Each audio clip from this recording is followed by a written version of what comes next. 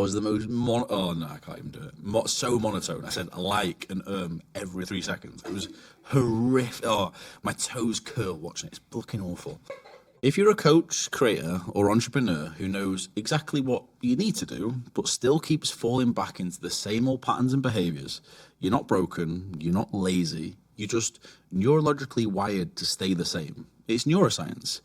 Breaking the Habit of Being Yourself by Joe Dispenza was the book that gave me the awareness of what habits I needed to change, and most importantly, taught me how to reprogram the system that was running my life. This is the second Built Different book review, and if I'm doing this series for one reason, because most people just don't read enough, or maybe even at all, and that means they're missing out on arguably the most powerful tool for rewiring their life. Because books are leverage. And why is that? Because they condense decades of someone's hard-earned lessons and experience into something that you can apply almost instantly. So I aim to give you the core lessons of what can only be described as a life-changing book in under 20 minutes. That's what this series is: quick insights, strategic mindset shifts tied back to my own experiences. So even if you've never picked up a book in your life, this might be the thing that changes it all. If Manifest by Roxy Nafouzi was the wake-up call that I needed, Breaking the Habit of Being Yourself was the one that made it all make sense. After reading Manifest, I entered my woo-woo hippie era.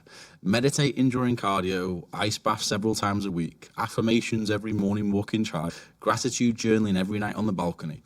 I could feel that it was all working, and it started to translate into every area of my life. But so much so, I didn't believe it could be a coincidence. It felt like living proof that I was creating the reality around me. And as Joe Dispenza famously says, your personality creates your personal reality. But I didn't even know that at the time, nor could I explain it. And above all, I definitely didn't understand it. And many of you listening might be exactly like I was, where if you don't understand something, a part of you still won't trust it. Like, I have trust issues. So that's when the obsession started, the deep dive into understanding what was happening neurologically and physiologically to create such a shift in myself. But first, let me just explain and give you an example of the types of shifters I was talking about. 6 months earlier, I was caught in a nightmare of a failed UK apartment purchase, a £100,000 investment on the edge of collapse because I couldn't secure a mortgage on an off-plan property, all due to me living overseas in Dubai and being seen as a high-risk investor.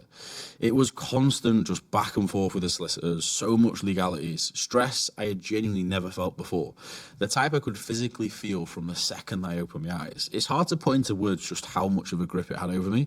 Then one day, completely out of nowhere, it was resolved. But it wasn't just resolved, it was resolved to the point where I went from losing over £1,000 a month in repayments to actually being several hundreds of pounds up.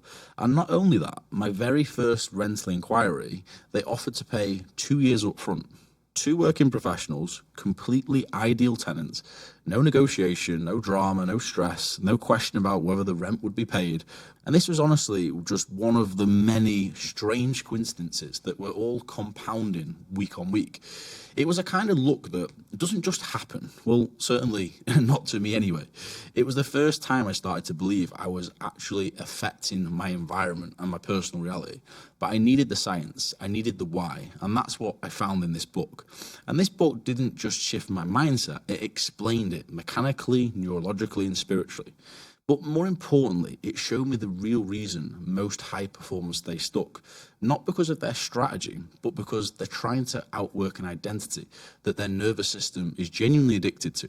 Section 1, your personality creates your personal reality. We touched on this earlier, but now let me dive deep and explain what this actually means. Your personality is made up of 3 things: how you think, how you feel, and how you behave. Your personal reality is what you experience based upon those 3 things, which means your identity isn't just internal, it creates your reality around you. And when I first understood this concept, it generally blew my mind because I used to believe there was zero, and I mean zero correlation between how I felt internally and what my reality looked like externally. I thought they were completely separate entities, not intrinsically connected like they are. And here's what most people get wrong, especially coaches. They try to change their reality without first changing their personality. They say things like, I want a six-figure business, I want better or more serious clients, I want to be seen as an authority in the industry, whatever it may be. But internally, they're still operating as the overthinker, scared of what everyone else thinks of them, scared to post the content they want to, scared of selling on consultation calls, even though they know their services can help people. And what's worse, they're usually already doing well. They've built something that they should be proud of, but because they can never be present, they just simply fail to ever see it. The one unlock this quote really gave me was understanding that you can't simply outwork a personality that doesn't match the outcome, which is a trap that I'd always fall into. I find this is especially true for coaches and fitness professionals because we're taught that the harder that you work, the better the result. But the real key, you should only work at 100% once you're aligned. And when I say aligned, I mean once you're optimized for outcomes. So here's the biggest takeaway if you're listening right now. Before you change your strategy, please just focus on the person that's running it. If you want to lead, if you want to build a personal brand, if you want to live a life where good things just happen to you, then the old identity has to go first, because building something new starts with removing everything that no longer serves you. Section 2. You think the same thoughts, you feel the same emotions, you do the same things, yet you expect different results. This is where, in one sentence, Joe Dispenza exposed the loop that keeps everyone stuck, and he simplified why it's so hard to escape the old patterns of thinking. Statistically, the brain fires about 60 to 70,000 thoughts a day. And this is the thing, 95% of those thoughts are subconscious, which means they're almost exactly the same thought patterns as the day before. That's not made up, that's neuroscience, because when you break it down, a thought is just a connection in the brain, essentially.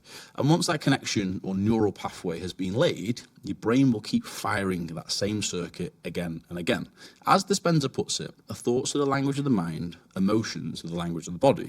So for every thought or series of thoughts that you have, your body will create equal emotions to match it. So if you're stuck in negative thinking, maybe comparison, fear, scarcity, anger, resentment, the list goes on, then your body will be producing matching emotional states using hormones, neurotransmitters, neuropeptides that shift your internal state of being. That's why we say things like, I feel off, but I can't work out why. I feel anxious, but I can't shake it. It's not just random. It's the quality of your thoughts controlling the chemistry of your body. So if we flip that, if you start to feel emotions like joy, abundance, love, excitement, prosperity, your behavior begins to align with those states too.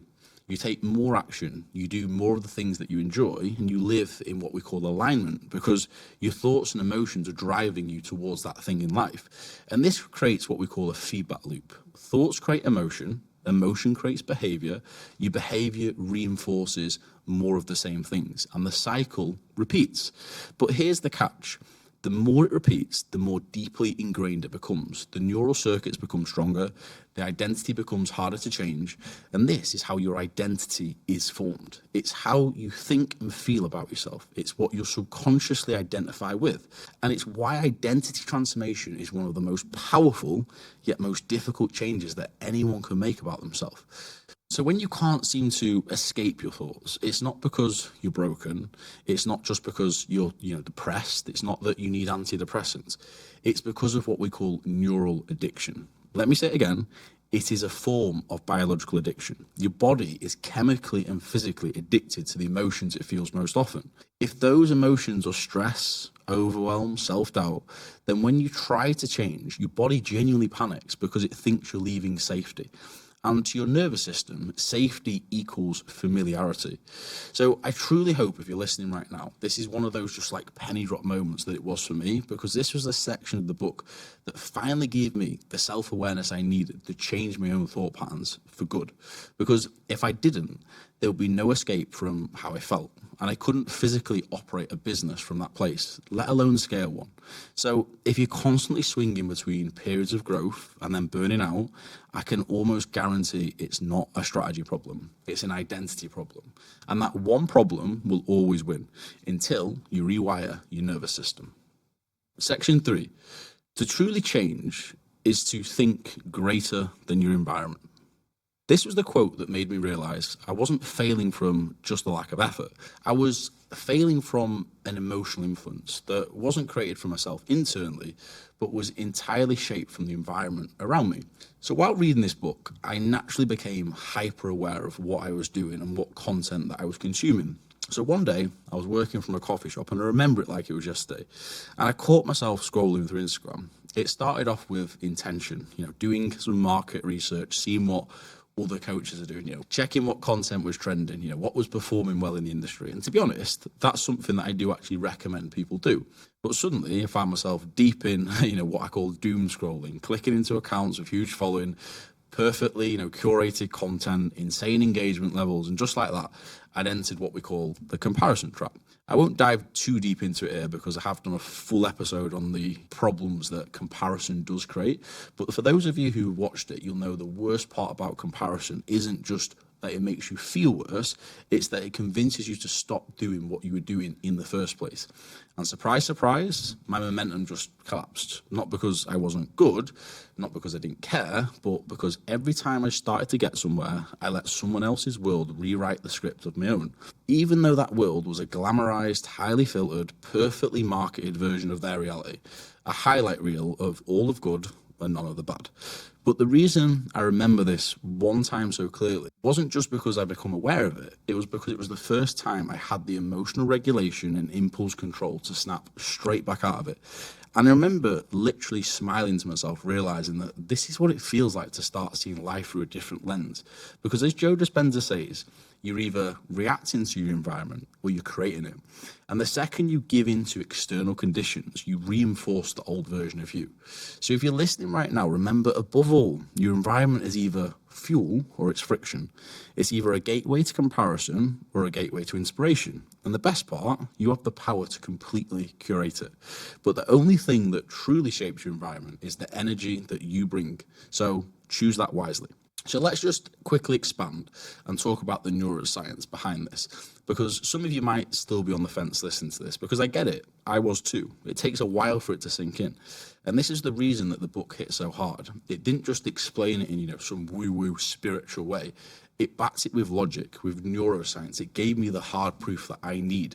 So here's what's happening beyond the surface. Every thought you fire strengthens a neural pathway in the brain. Every emotion you feel reinforces that pathway with chemicals.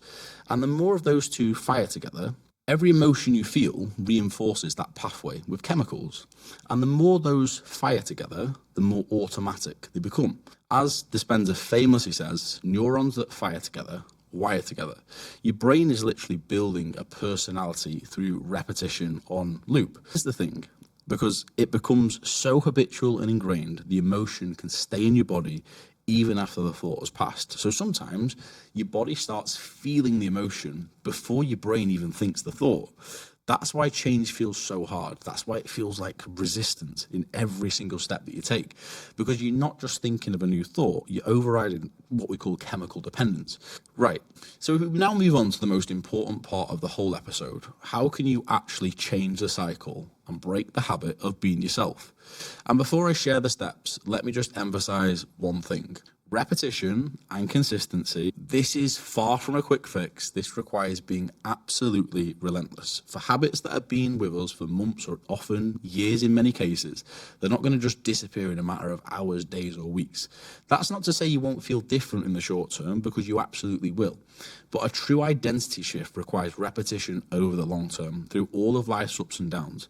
I'd honestly say this took me a solid 6 months of daily practice. And yeah, that might sound like a lot to some people on the surface, but truthfully, it really isn't. Because once you start to see, and most importantly, feel that shift unfold, the process itself becomes so addictive. So let's just break this down into 3 simple steps. Step 1, educate.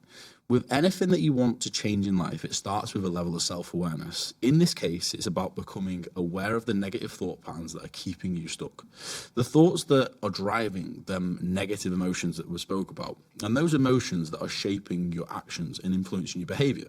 Education is the only way to raise self-awareness in my eyes, because you don't know what you don't know. That means listening to podcasts like this, reading the books, and deepening your understanding is the key. Because when you educate, you raise awareness. When you raise awareness, you assign meaning to what it is that you are doing. And when something actually has meaning, you carry it out with a higher degree of accuracy, which of course leads to a better outcome. Step 2, name the loop. There are 2 ways I've found people become more aware of their feedback loop. One is by noticing the emotion, the other is recognizing the thought. For some people, recognizing thoughts alone can be quite hard because they become so automatic, you just see them as normal. You become so accustomed to them that they don't even register as patterns anymore. So in those cases, I recommend starting by noticing the emotion instead. So when you begin to feel a certain negative emotion rise, that's much easier for me to identify. And then I'd reverse engineer and work backwards. So what specifically has caused me to feel this way is something that I'd ask myself. I would journal it, I'd write it down. And this becomes about understanding yourself and the thought patterns that drive your behaviors, but without any judgment, just raw observation to gain clarity. Step 3 is reframe. Now it's time to reframe your thoughts. And no, this isn't fake positivity. It's not about lying to yourself. It's about creating thoughts that are powerful enough to generate the equal opposite emotion. For example, fear can turn to excitement, envy can turn to inspiration, a lack can turn to gratitude, and only then will the quality of your thoughts begin to influence your behavior and ultimately your personal reality. This is where the self-development techniques come in for me. The stuff I'm always talking about in these episodes, affirmations, meditation, journaling. And the reason I like stress-based practices like cold exposure, ice baths, and even contrast practices like saunas is because if you can control your thoughts in moments of real intense physiological stress, then the way those neural pathways are laid are even stronger. But of course, just one step at a time. So to wrap up, let's recap the areas that we spoke on. Quote 1 taught us that your personality creates your personal reality. And if you don't change the identity, your outcomes aren't going to change either. Quote 2 showed us that emotional addiction is real. And most people stay stuck because they're neurologically wired to feel familiar, not free. And finally, quote 3 reminded us that to create change, we must think greater than our environment because you're either creating your future or you're recreating your past. This is how you become a real high performer. And I don't just mean someone who financially is successful or looks successful on paper, because trust me, there's genuinely no flex in that. I'm talking who's operating from alignment, someone who no longer second guesses every step they take and every decision they make, who's confident in their own ability and genuinely backs themselves, and who actually feels fulfilled in what they do. So I want to wrap up by saying I feel like I've only just scratched the surface of this book. There's so much more I could say, but I don't want this to overwhelm you because giving too many concepts makes it hard to implement. And the whole goal of this episode was just to make some things actionable that you can take away right now. To give you something that I genuinely believe can change your life, just like it has done with mine. And I don't say that lightly. That's why this book changed my life. Not because it gave me new ideas, but because it gave me the understanding that I needed to stay consistent with the work over the long term. For me, discovering Joe Dispenza's work was the catalyst for everything in my self-development journey. And it's something I'll always be forever grateful for because it gave me the belief that if I stuck with it, what was actually possible. And it's only now, when I look back and speaking about it, that I realise how deeply these lessons have been ingrained within me. So let this be the reminder. The future isn't something that you chase, it's something that you build by breaking the patterns that are keeping you stuck. And if you truly commit to this framework, you won't just create a new personality, you'll create a new personal reality too. If you've listened to the very end, I know you'll do the work. And I promise you right now, it'll be the most fulfilling thing that you ever do. And as always, if we rewire our mind, we redefine our future because you are built different.